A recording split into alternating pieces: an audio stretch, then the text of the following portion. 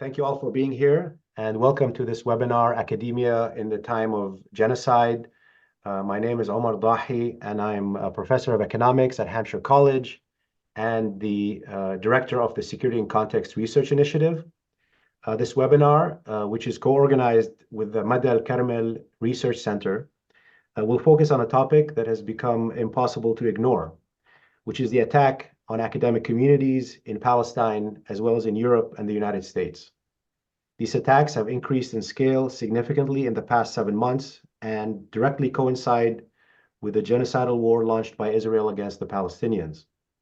In Europe and the US, they have taken the form of silencing of freedom of speech on campuses, firing professors and researchers, or placing them on leave for basically exercising basic rights, arresting students, and initiating disciplinary procedures among other factors. Universities are calling the police on their students simply for camping out in protest of Israeli policies. Such repression, as we'll hear, is also taking place inside of Israel in various forms and in other ways as well. Of course, in Palestine and in Gaza in particular, this has gone far beyond repression to direct and major destruction and a politics of annihilation, not just of academic communities, but of Palestinian society as a whole. How can we understand this assault on free speech, civil rights, teachers, students, and activists? What are the connections between the Israeli genocidal actions and the forms of repression that are unfolding? How and what is the role of academia in this moment?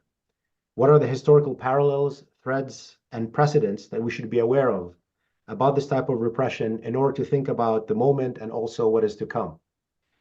To help answer these questions, we've invited a distinguished panel to help us think through and discuss it together.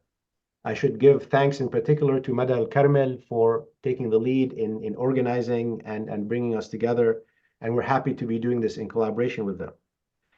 Our speakers today are Sonia Boulos, Associate Professor of International Human Rights Law in Nebrika University and a board member of Mada al-Carmel. Osama Maqdisi, Professor of History and Chancellor's Chair, University of California, Berkeley. Alex Lubin, Professor of African American Studies at Penn State University. And Manny Turner, who's a senior researcher with Security and Context, as well as a visiting fellow in the International State Crimes Initiative at the Queen's Mary University of London. I've invited each of our speakers to give an opening statements of about 5 to 7 minutes, and they'll comment and analyze this issue from their perspective, whether it's geographically or regionally situated or analytically, and we'll go from there. If you have any questions for our speakers, please add them to using the Q&A function, and I'll try to integrate them as we go along as best as I can. And with that, I'll give the floor to Sonia, who will start with her intervention. Thank you, Omar. I just want to mention that since I'm representing Mada, and we thought about this activity precisely after the harassment campaign started against Professor Nadira Shalhoub. She's also a board member of Mada. So my aim here is just to give basic statistics, basic information, and try to contextualize this a bit. So I will be reading because I have a lot of things to squeeze and I don't have enough time. I'll try to be as brief as I can. So, since the beginning of this apocalyptic war on Gaza, Israel has destroyed every single Palestinian university in the Strip, 12 in number.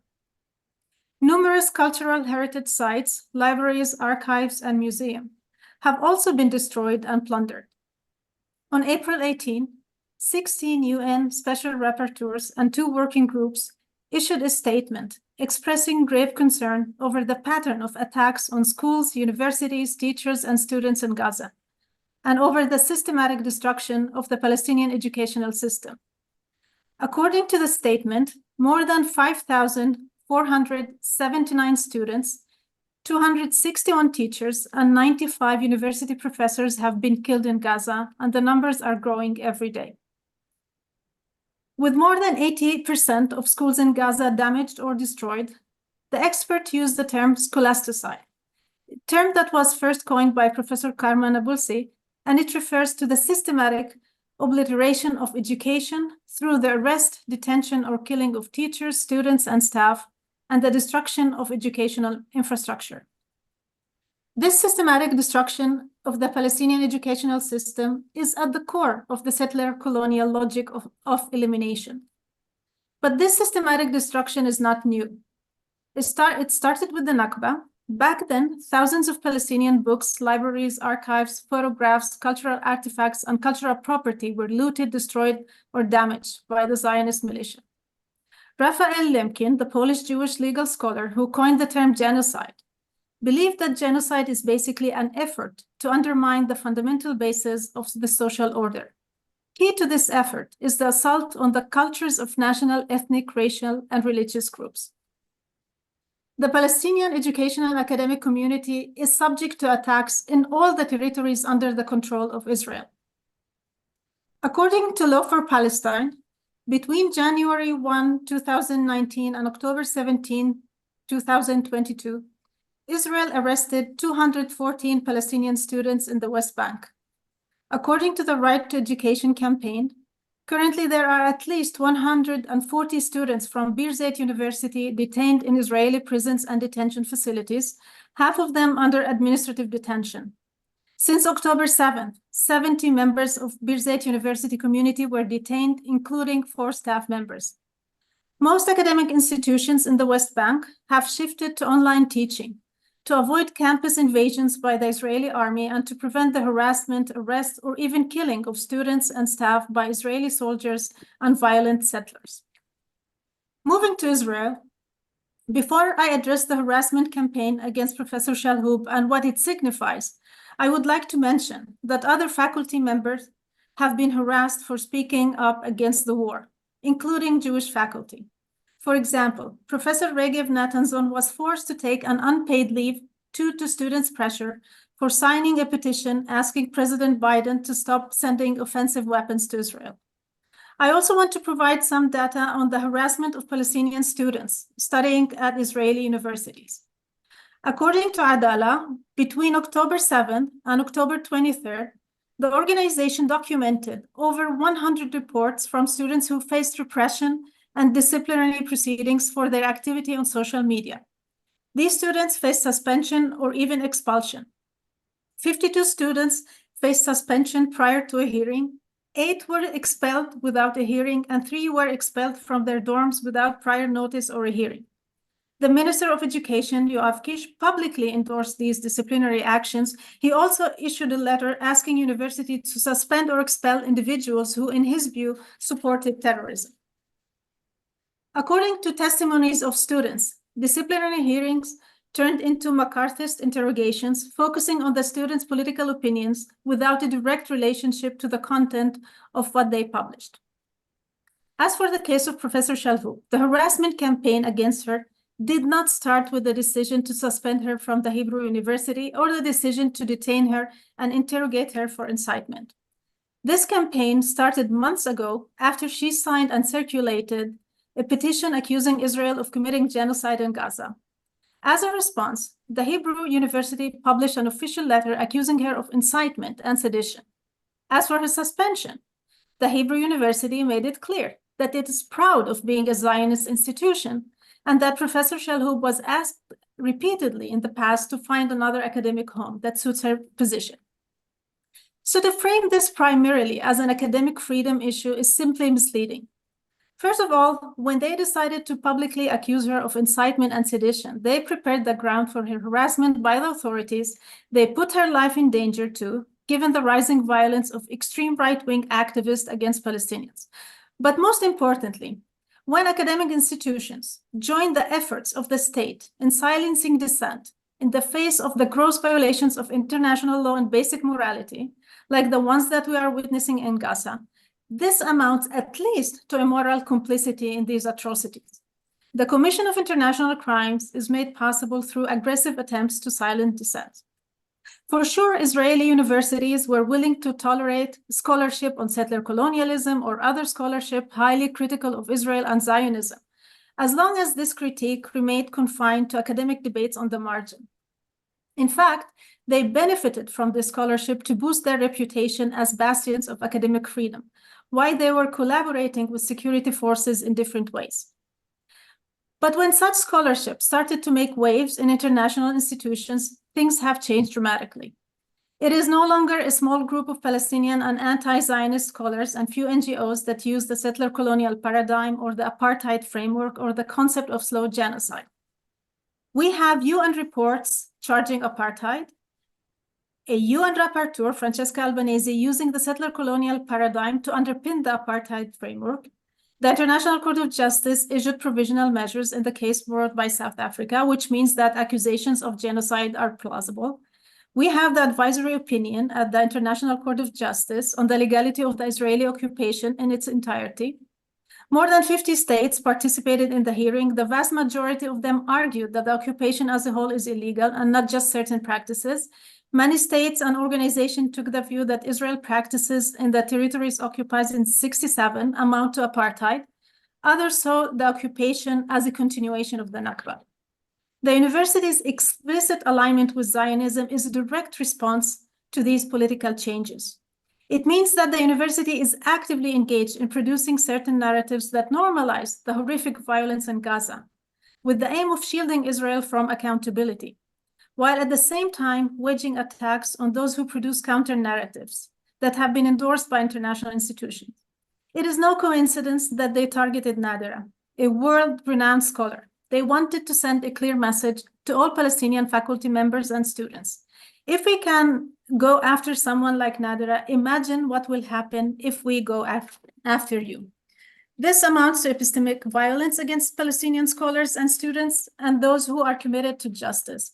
For us, Palestinians, the only thing that the Zionist project brought upon us is ethnic cleansing in 1948, renewed threat of a new Nakba, land disposition, attacks on our collective identity, attempts to erase our history in our homeland, and being ruled by a regime that is based on racial supremacy.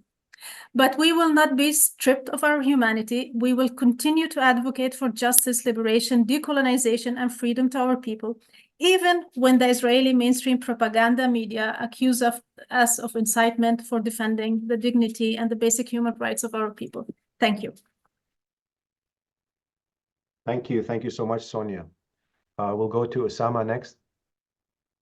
Yes, thank you. Thank you, Sonia. Thank you to Mada al-Carmel. Thank you, Omar. And thank you to Security in Context. I guess I'll just follow up on what Sonia was saying. We all know that Western leaders have publicly supported Israel's genocide against the Palestinians in the name of self-defense. And we all know that across the liberal West, to say nothing, as Sonia was saying, in Israel itself, there's an extraordinary dehumanization and persecution of Palestinians that's tied directly to their decontextualization. We all know that geopolitics is brutal and unsentimental, but what's been staggering to me is how quickly every reputable academic institution in the West, across the West, virtually every academic institution, including my own here at UC Berkeley, have abandoned critical thought when it was needed most. They every institution that I'm aware of lined up in lockstep after October 7th to both mourn the Israeli victims of violence and at the same time to condemn Palestinian violence, but have since then refused, as Sonia was alluding to mourn the dispossessed, brutalized, disinherited, oppressed Palestinians who've been subjected to an obvious genocide for over 7 months, as well as, of course, the decades of colonialism before October 7th. These universities and these university leaders, as well as cultural leaders, let alone politicians, have said absolutely nothing, not a word, as far as I'm aware.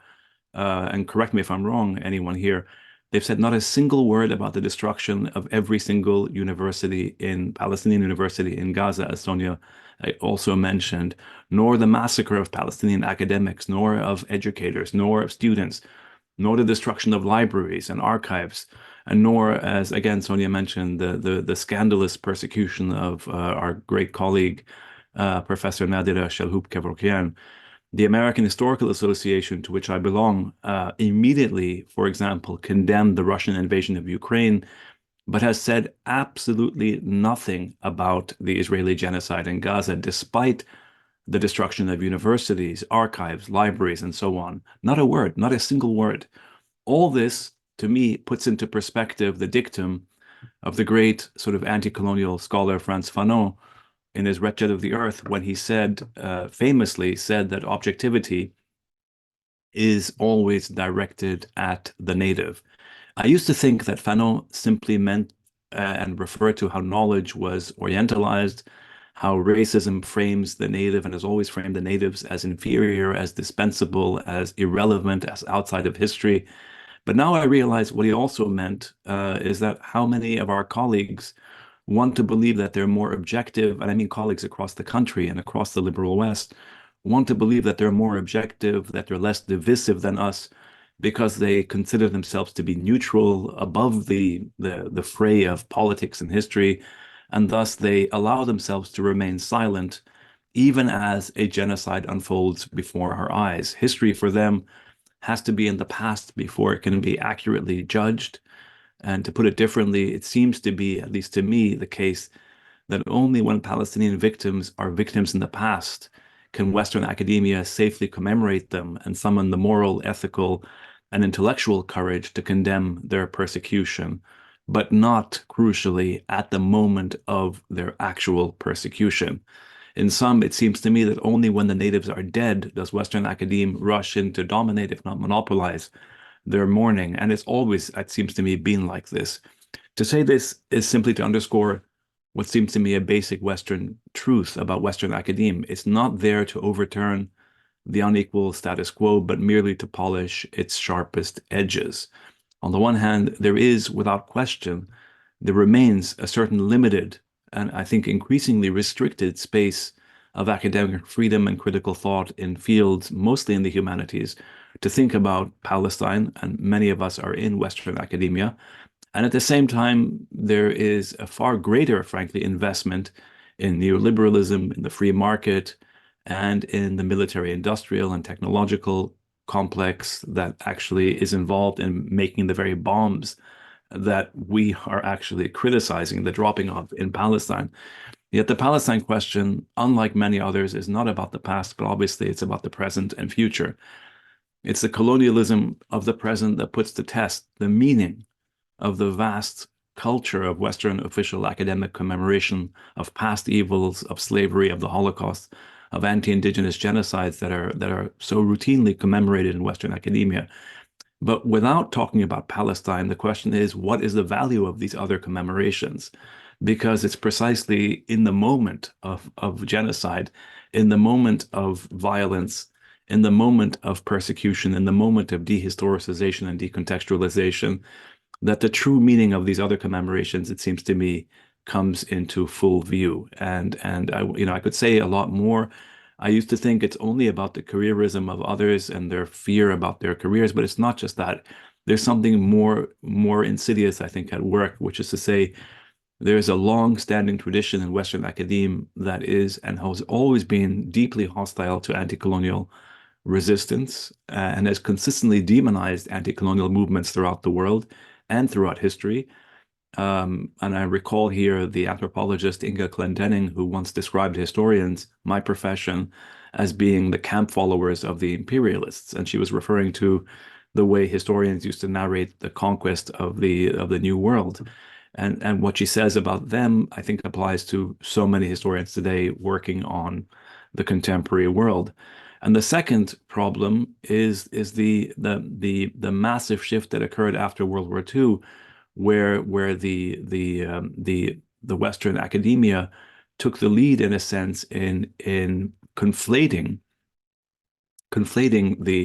the struggle against anti-Semitism with the celebration of the State of Israel, so that today, decades later, you still see this logic, which is to say that there's a conflation, a consistent conflation of criticizing Israel with anti-Semitism, a denial of Palestinian history, a denial of Palestinian humanity, a denial of Palestinian scholarship, and a conflation of Palestinian solidarity work by students and faculty and staff of all faiths with anti-Semitism, so that it allows then universities to come out and condemn October 7th, but not condemn what came before October 7th, nor the genocide that has come after October 7th, precisely because the conflation that's ongoing all the time is that solidarity on behalf of Palestine and Palestinians is in fact anti-Semitism. This is the discourse that is repeated time and again at virtually every level, at the US government level, at institutional levels, and of course in the New York Times and other mainstream Western media outlets. It's this kind of extraordinary conflation of Israel with a fight against anti-Semitism that is tied to a denial of Palestinians and their history, and the fact that peoples of all faiths, including, as Sonia mentioned, Jewish academics who are anti-Zionist with anti-Semitism. In other words, what there is up until now is this refusal to engage with history, a refusal to engage with the fact that there is a growing cultural shift, a generational shift taking place across the world that we see right now at places like UC Berkeley, at Columbia, at NYU, at Vanderbilt, and many different institutions across this country, and I'm sure in Europe as well as in the third world and the global south. There's a whole generation of younger people, of students, who refuse to buy this narrative that standing in solidarity with Palestinians is anti-Semitism. In fact, they unmask this discourse and this rhetoric for the racism and the racial hierarchy that it contains. And so we're, I think, at a turning point. The only question is, what is going to be left of Gaza? What is going to be left of Palestine and the Palestinians before this generational shift shows and has political, epistemic, intellectual, ethical, and moral effects? So I hope, I'm confident, of course, the Palestinians are not going to disappear. I know they're not going to disappear, but we're at this turning point, and there's a horror unfolding. I honestly wish more of my colleagues across this country and across the West would speak out for justice and against the persecution of their own students, as well as, of course, the persecution of the Palestinians. Thank you. Thank you so much, Osama. And as with Sonia, lots of points to think about and maybe come back to. But with that, I'll go next to Alex. Thank you, Omar. And thank you, Sonia and Osama, for your comments. I will be building a little bit on where Osama left off. I want to offer my support and solidarity to students and scholars facing elimination, termination, suspension, and sanctions due to their advocacy for Palestinian freedom, for their criticism of Zionism, for their opposition to occupation, for their condemnation of genocide. It feels a bit like a distraction to think about the status of academic repression in the United States today during a live-streamed genocide, because no group of scholars face the dangers of the present moment more than students, scholars, and academic staff in Gaza. And yet we know that through its actions in the United Nations, its military aid, and its silencing of dissent, the US is complicit in this genocide, and universities in the United States, like their counterparts in Israel, produce the knowledge and expertise to justify settler colonialism. So to focus on the US is in no way to take attention away from what is happening in Gaza, nor should it, and across Palestine. But it is to show how challenges to US and Israeli hegemony are being mounted in US academies.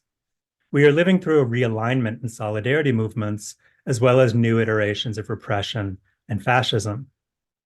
Across Europe and the United States, scholars who criticize the ongoing genocide, or who criticize Zionism, or who support Palestinian freedom have been doxxed, suspended, and fired. Almost every university administration, as Osama says, in the United States has released statements condemning Hamas, but these same institutions have remained silent about the assault on Gaza's higher education infrastructure, about the genocide in general, and about attacks on their own faculty and students by Zionist organizations. Taken together, the attack on Palestinian knowledge production and solidarity movements represents an appalling complicity with genocide and a frontal attack on all knowledge production that doesn't serve the interests of war. Moreover, what has been especially pernicious in the present has been the weaponization of accusations of anti-Semitism to silence dissent, analysis, and solidarity. For decades now, Zionist organizations in the US have been successful at appropriating the language of civil rights and the civil rights movement to argue that Jewish safety, imagined as always and already aligned to Israel, should be the primary interest of the university. Palestinian, Muslim, Jewish anti-Zionist students are not only deemed subjects undeserving of safety, but their very existence constitutes the production of unsafety for imagined Jewish students. Moreover, university censorship of the words like genocide, censorship of any analysis of what might constitute legitimate resistance, censorship of slogans like Free Palestine or From the River to the Sea, Palestine will be free, are especially anti-intellectual forms of silencing and dehumanization. Most campuses arguing for academic freedom go out of their way to offer protections for white nationalist speakers or even Zionist speakers who call for the outright ethnic cleansing of Palestine. Yet no similar protections are offered to Palestinian or Muslim students who merely demand an end to war and justice for all. In congressional hearings to investigate anti-Semitism on campuses, a topic that has reached the stage of moral panic due to the successful and scurrilous linking of Palestinian solidarity to anti-Semitism, university presidents have defamed their students, staff, and professors who dare to criticize what the UN terms a plausible genocide. Meanwhile, neoconservatives who espouse the anti-Semitic Great Replacement theory stand in judgment and condemnation of Palestine solidarity activists. To be clear, there is troubling anti-Semitism in Europe and America, but it is most likely to come from the white nationalist allies of Israel than from Palestine solidarity activists. I'm thinking here of a recent statement by President Joe Biden, who said that if it were not for Israel, Jewish Americans would have no safe place in the world.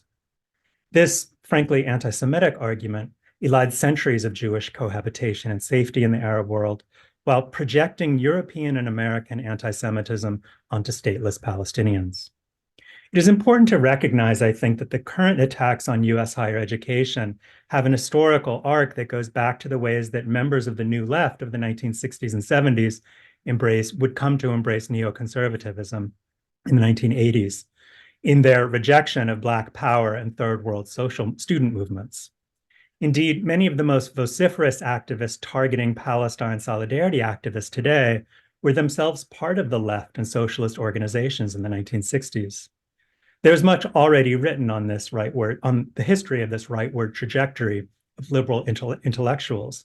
And for now, I'll merely say that understanding how the New Left became neoconservative, how demands for redistributive justice in the 1960s became appropriated into the discourse of safety that we see today, reveals much about the authoritarian and fascist turn we're witnessing in politics in higher education.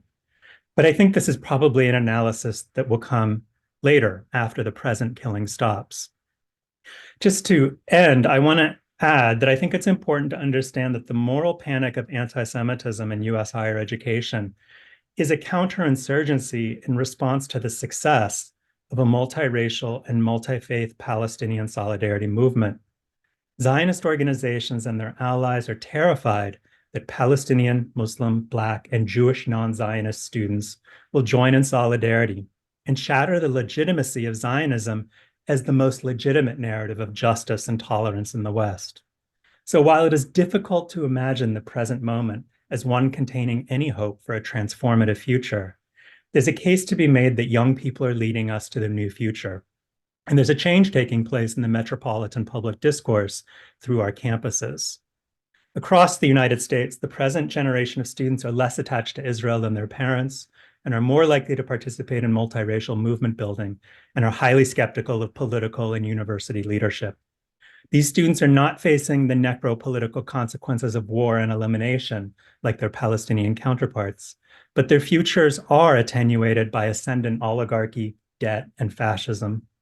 Within these contexts, Palestine has become a nexus for imagining different futures.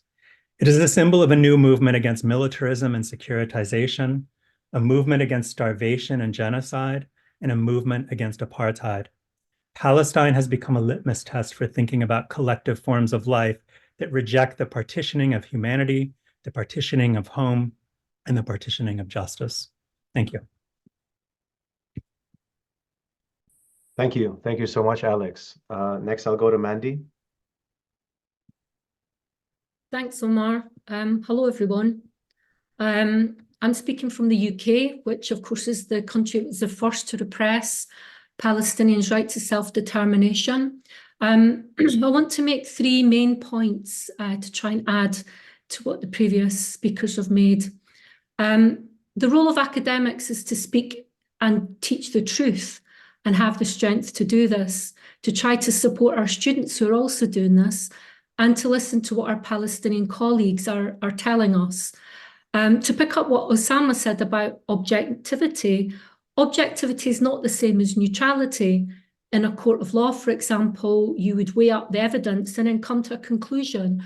And I feel that this term objectivity is used in the same way as neutrality, and that's not correct in anything that we do. And the truth is that the British government is, like the American government, is complicit in Israel's genocide. And we need to say this loudly and clearly. We get the strength to do this through collective action, through our unions, through our organisations, and through our actions with each other every day in the classroom. If we're in tenured and privileged positions, we can challenge our institutions individually, but collectively we're stronger. Our Palestinian colleagues have been calling for a ceasefire, and so we need to focus on that.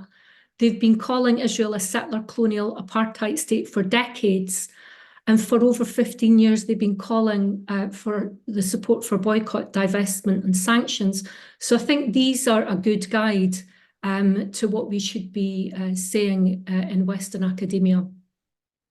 But in the UK, we have a big problem, maybe not as big as in the United States, but we still have a big problem because our government has always supported Zionism in Israel against Palestinian Arab self-determination. But like Alex, I want to emphasise that we are witnessing here at least a fundamental shift in public opinion, particularly amongst people under the age of 30. And this has accelerated since October the 7th. So the split between the political elite and the population is widening. And because of that split, we are seeing and experiencing unprecedented levels of censorship. And this has crossed the government and senior management in different sectors of British society, including the university sector. Now, students and academics are resisting this and promoting BDS across campuses through union motions, through direct action, and through campaigning on campuses and on the streets. Like Alex, I want to highlight that those that are standing up and speaking the truth are actually having an impact now. But the government is cracking down on this in the UK in several ways. It's been weaponising the use of the International Holocaust Remembrance Alliance working definition of anti-Semitism. The UK was the first government to endorse that definition. And it forced British universities to adopt it. 75% of British universities adopted this, most of them done without consultation of staff or students. And while the IHRA is not law, it's being used in university disciplinary procedures. And this has had a chilling effect on people's willingness to speak out. The IHRA has also been used as a reference point for an investigation into anti-Semitism within the National Union of Students. And the report was released in November 2022, and it was really damning. There's also the anti-boycott bill that's going through Parliament at the moment that bans public institutions, including universities, from introducing boycotts or divestment. And this was passed by the UK House of Commons in January amid the bombardment of Gaza. Now, all of these measures are enabling pro-Israel groups such as UK Lawyers for Israel to further intimidate individuals and organisations who are critical of Israel and supportive of Palestinian rights. And the weaponisation of the charge of anti-Semitism has reached insane levels here, just as much as they are in the United States. But we are seeing a fundamental clash between the political elites and growing numbers of the British public. There's been 12 large demonstrations in London. The biggest was on the 11th of November when 800,000 people marched for a ceasefire and for Palestinian rights. So there's movement at the broader level. There's been growth in the number of Palestine solidarity groups. 3/4 of the British public have consistently supported a ceasefire in opinion polls, and there are many initiatives being taken across British civil and public life.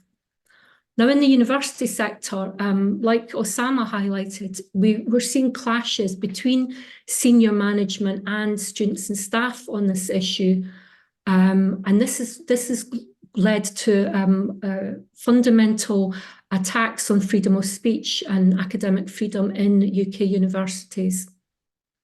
Now, we have seen student occupation demanding actions from university management, including the divestment of university funds from companies benefiting from the occupation. There's also the direct action activities of Palestine Action, directed at Israeli arms companies with bases in the UK. Now, we're seeing a lot of suspensions, investigations, arrests, and detentions for pro-Palestine actions amongst students and staff. Some have even been arrested and charged under the Prevention of Terrorism Act. In more than one case, students who have been arrested were actually reported to the police by their own university management, and overseas students have had their student visas revoked by the government. Now, these things are not often reported on because they could harm the legal cases that are being brought, but we know these are happening because of the amount of work that the European Legal Support Centre and the British Society for Middle East Studies are doing on this, and they're doing amazing work. So is the International Centre for Justice for Palestinians, which is a coalition of UK lawyers, along with organisations such as Friends of Birzeit University and the British Palestinian Committee. A lot of people are now lobbying for a change in UK policy and supporting students and staff who are also doing that in the universities. So all of this is to say that UK academics and students are active in support of Palestinian rights. They're campaigning for a ceasefire, for BDS, and for freedom of speech on campus. I really do feel that the tide is turning, but I also think that things will get much worse before they get better. We are seeing cases being taken against universities for their investment policies. We're seeing other examples of similar actions, direct action against university management, eroding freedom of speech. But there is an attempt now to try and make this more open. I know various colleagues that are tenured professors who are now taking actions against their universities for suppression of freedom of speech. And this is why we need to keep in terms of collective action, helping each other to keep speaking out. We need to speak out for our Palestinian colleagues. We need to defend their freedom of speech, and we need to defend their right to live in freedom and with dignity. And I'll stop there, and I look forward to questions in the discussion. Thank you all so much. Really lots to think about, and I think we've put a lot of issues to discuss together. I had a couple questions about kind of thinking about moving forward, but before that, I wanted to see if anyone of the speakers had any follow-up comments that they wanted to jump in quickly and mention, or you can kind of incorporate that maybe as I ask some questions. So just thinking about moving forward, and I'm glad, Mandy, that you're telling us things are get better, but also that they might get worse before they get better, which is always ominous. But it's clear, and I think you guys have brought that out, that in many ways the supporters of Israel or apologists for Israel have lost the grassroots, have lost the kind of social movements, they've lost university campuses in many ways. Not, of course, in the way they describe it, as in hotbeds of anti-Semitism, but in the fact that there's no morally decent case to defend anything that Israel is doing. And that's why there's this increased resorting to repression, top down. So basically, you can't make the argument, you can't win the moral argument in any way. And now, of course, you can't defend anything that's happening. And so you're going to, initiate this campaign of repression, of laws. But how, I mean, this is just a very basic question. I mean, how much can they keep going back to that well of repression, of threatening with intimidation? I mean, where is that kind of trajectory going in your opinion? And whether it's on university campuses, I mean, we're seeing, as long as the violence continues against Palestinians, people are going to continue to demonstrate. So I'm just thinking kind of your thoughts about that.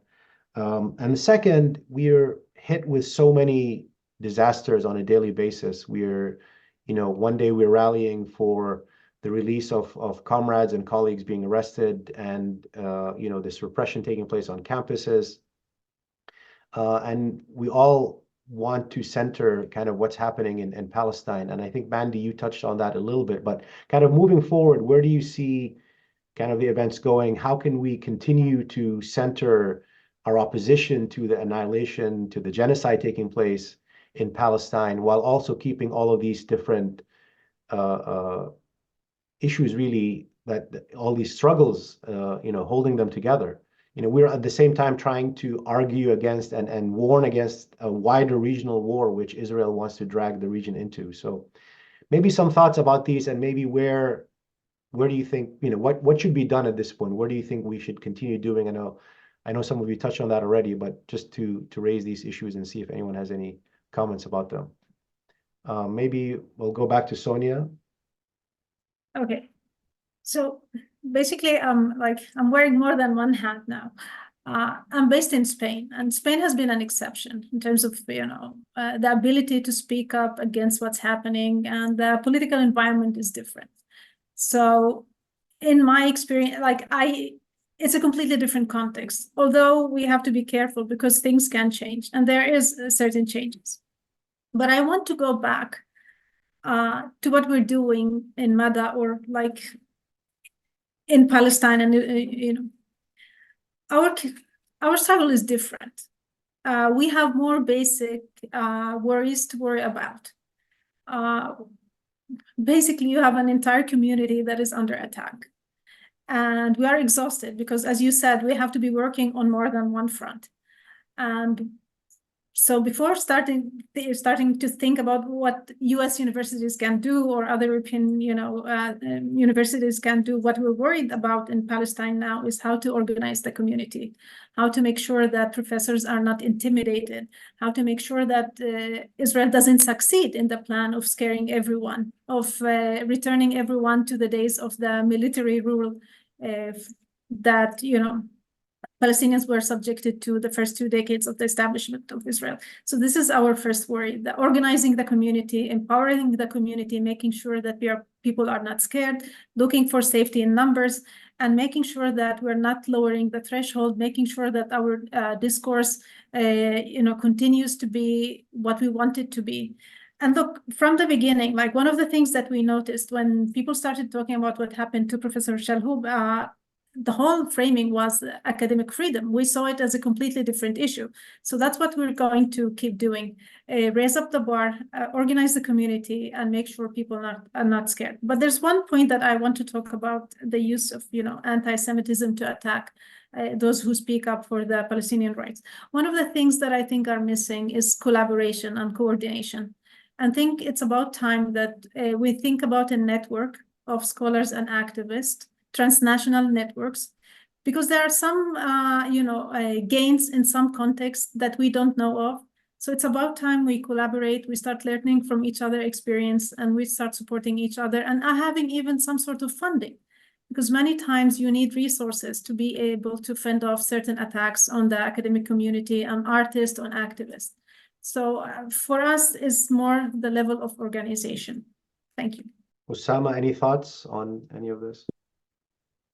Yeah, I mean, I think I would say they haven't just lost the ethical argument, as you said, Omar, the Zionists. They've lost the intellectual argument, the historical argument, which is precisely why they always bring it back to this terrain of accusing everybody, including Jewish anti-Zionists or non-Zionists, of anti-Semitism. I mean, that's the absurdity of where we are, both in the US and in the UK and in Germany, more than across the board in Europe, maybe with the exceptions, as Sonia was saying, in certain parts, but overwhelmingly this inability to articulate a case that actually deals honestly with history is I think indicative of where the scholarship has moved, and where students and younger people who are accessing this knowledge are. And so there's a huge shift taking place. On the other hand, there's no question that the repression is going to continue because all the institutional, the political, the donor sort of power is overwhelmingly, I should say, on one side. When the U.S. government, from Joe Biden to the Christian Zionists to the AIPAC and the Israel lobby to pro-Israel donors to faculty of a certain generation in particular on campuses, who have been socialized into identifying with Israel. All these things, whether they're of any faith, all these people together, this is a formidable sort of a formidable reality that I think we have to, not pretend to not see. It's there. On the other hand, there is an extraordinary mobilization on the part of students and the youth. We're talking about Israel, and Zionism has lost an entire generation. So they can intimidate, they can brutalize, especially, in Israel, as Sonia is saying, they can physically repress and jail and persecute. And in the West, they can intimidate through various laws and all that stuff, but you can't silence an entire generation. So I really do think that there's shifts are taking place. They are trying to put their finger, in the holes in the dam that's cracking. The whole thing is crumbling. That's how I see it. Thank you, Usama. Alex, any thoughts? Yeah, just briefly, I don't know what the end game is of these of this current moment, at least in U.S. higher education. I teach my students in my course on the civil rights movement that students had a considerable amount of power as sort of the consumers, the customers of higher education, and that their power in the 60s and 50s was that when they protested, the universities listened to them because they were the economic engine of the university. Today, I'm not so sure that students have the same sorts of, for lack of a better term, consumer power as students. It seems to me, and I'm a little bit surprised, that at elite private institutions, that they're willing to suspend a significant portion of their student body and to lose that student tuition dollar, if you will.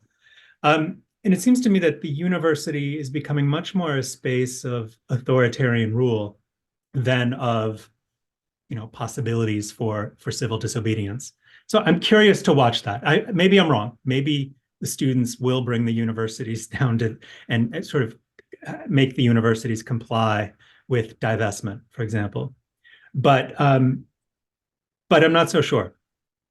So that's something that I'm interested in. And I completely agree with Usama that these movements are building. They're not getting smaller, and that they are responses to a sort of, I think of a generation that has lived under the US war on terror. They are, at 20 years old, they were born after the global US war on terror began, and they do not necessarily buy into the rhetoric of securitization and insecurity that drives this horrific state violence. At least that's my hope. So I think this is a different historical moment than the moment of the 60s that I invoked earlier, and I'm interested to see where it goes. Thank you, Alex. Before I go to Mandy, I just want to mention a couple questions that came in. One question is about allies in Israel, not just Palestinian citizens of Israel, but Jewish citizens of Israel as well. What is the status of kind of political currents inside Israel? Any of you who can answer that, for those who are not aware of kind of the politics inside Israel, may be useful. Second is a question about intellectual imperialism. After experiencing IR in East Asia, we'd like to ask Usama and the panelists whether there's a predisposition in academia to submission to power due to years of examinations and lack of socialization compared to the rest of the society. So in the ivory tower, are academics, or is academia predisposed to complicity, or the intellectual class perhaps complicity with power? Maybe this is something we can comment on. But Mandy? Yeah, I mean, I'll just want to pick up on a couple of things. One is that to kind of reiterate what Alex was saying is this issue around, and actually what Osama said, is this issue around what the university has become under neoliberal management.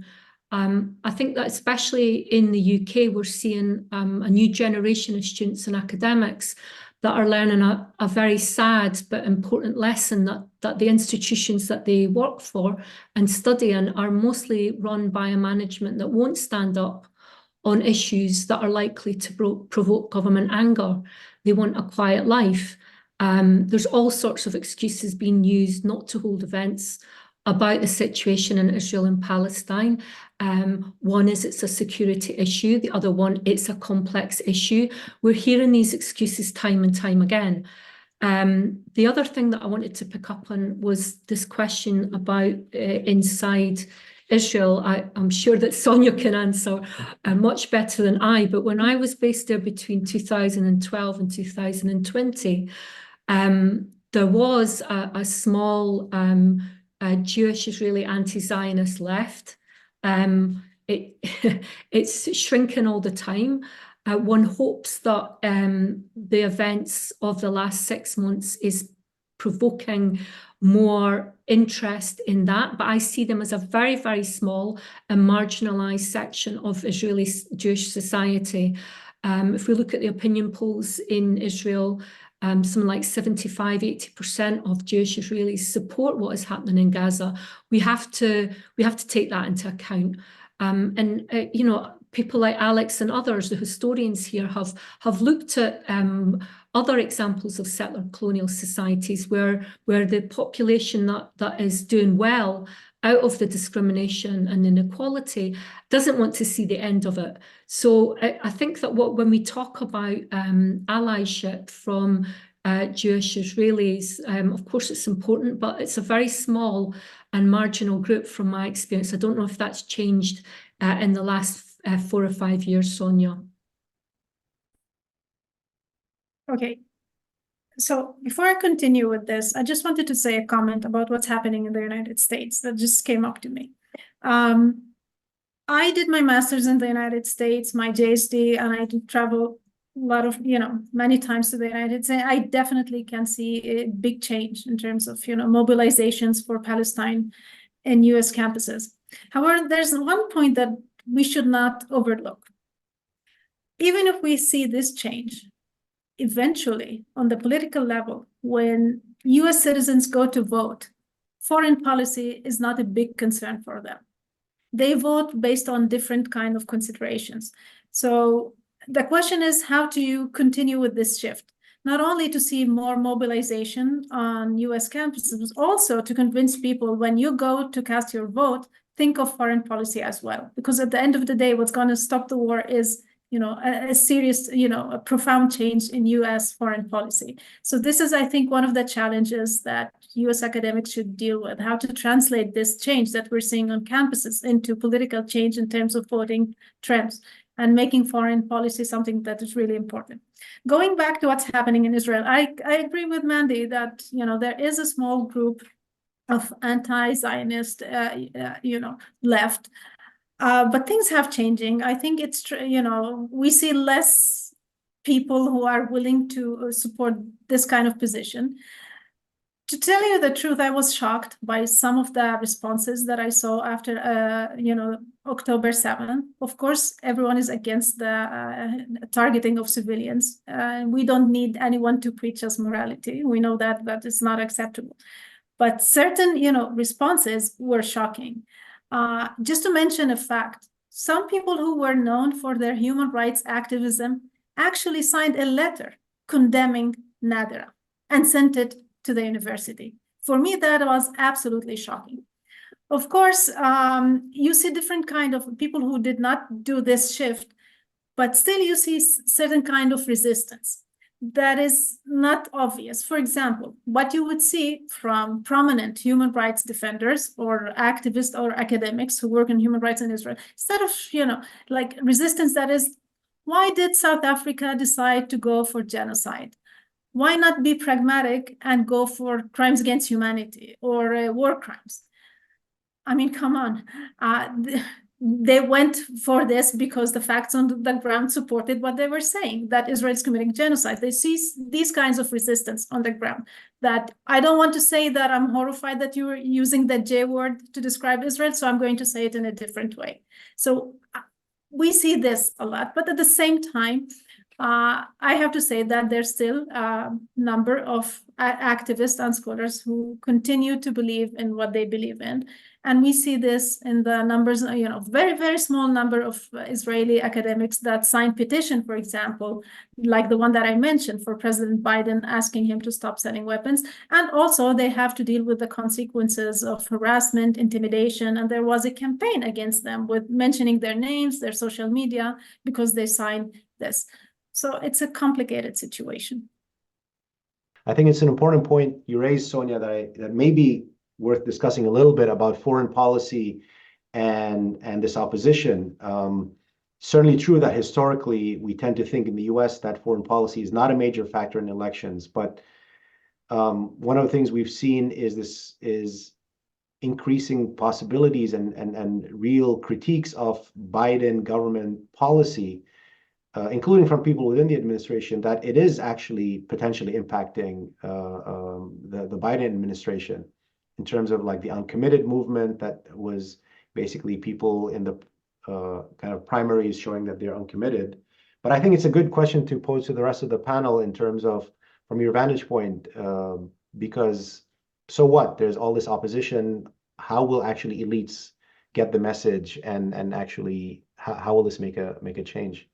Yeah, well, what I would say is, I mean, I agree with most of what Sonia said, except for the fact on foreign policy. I mean, obviously, the fact is that Israel is, there's a huge support, historically speaking, like Israel has been a domestic issue as much as a foreign policy issue, and yet it's a state that's overseas and a foreign state. So the idea of saying that it's always played a role in U.S. politics and U.S. thinking.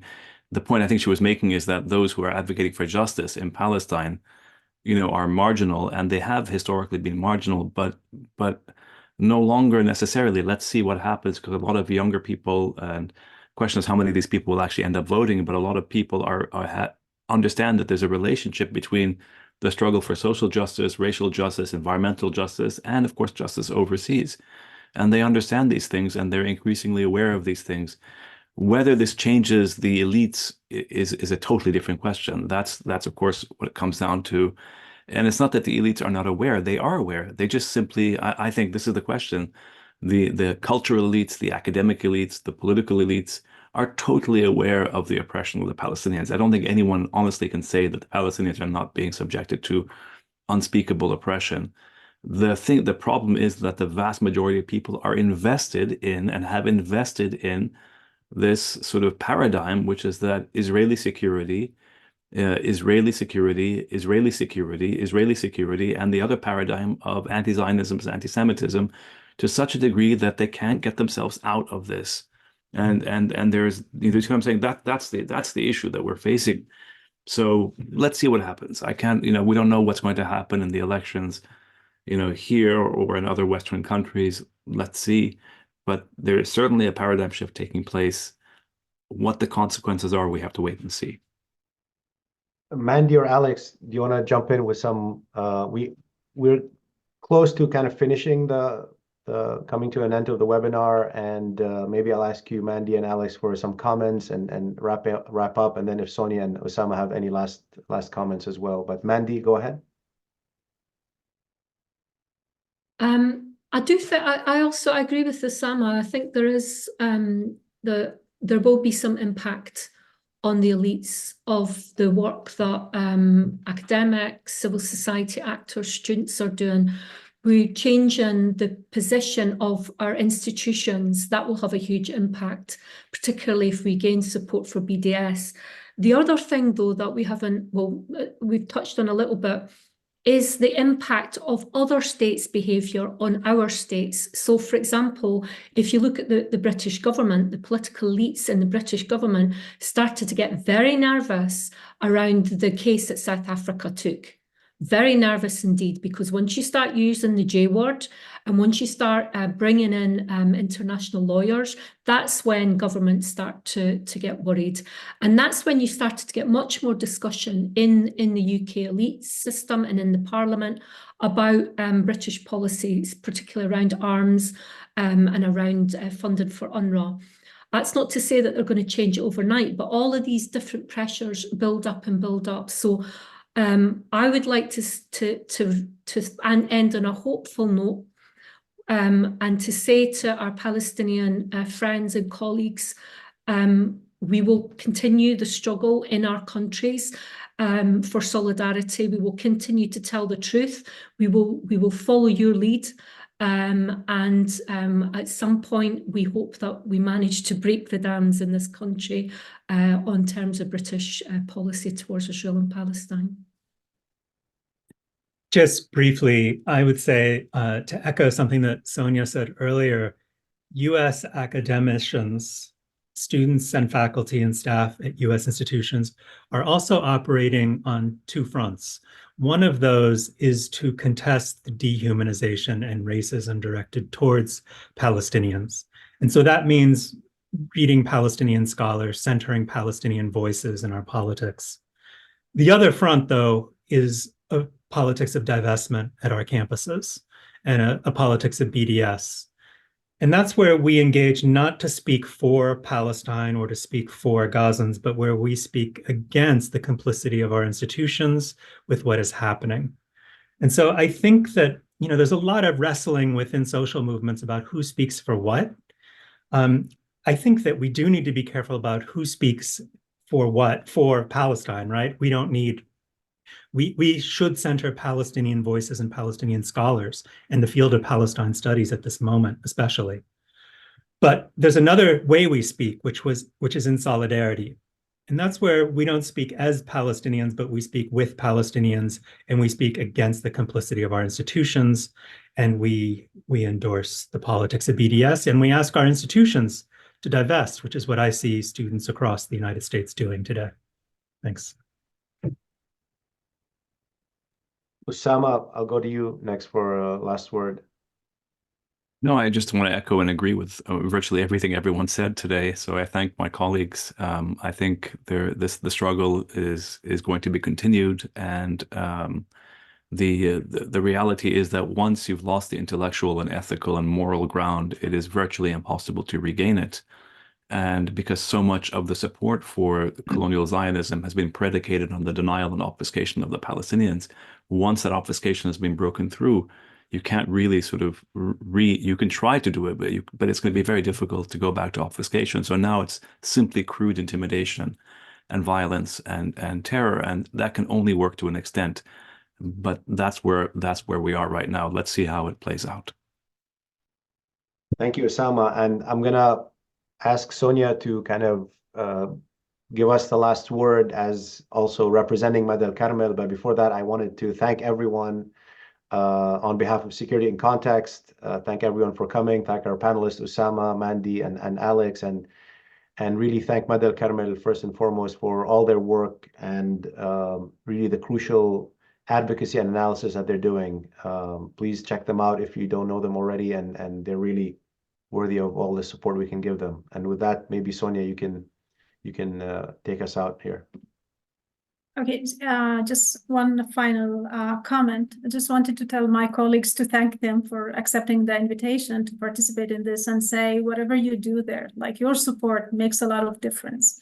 Solidarity makes a lot of difference. It gives us strength to continue what we're doing. And I want to also, send a message to those who participated, the audience. Like every time you speak up, you're encouraging maybe 1 or 2 or 3 more people to speak up against the injustice, the grave injustice that's being inflicted on Palestinians. So don't underestimate the importance of one single voice. One single voice could encourage, break the silence of 5 or 4 people. So please continue doing what you're doing and stand in solidarity with the Palestinian people. Thank you.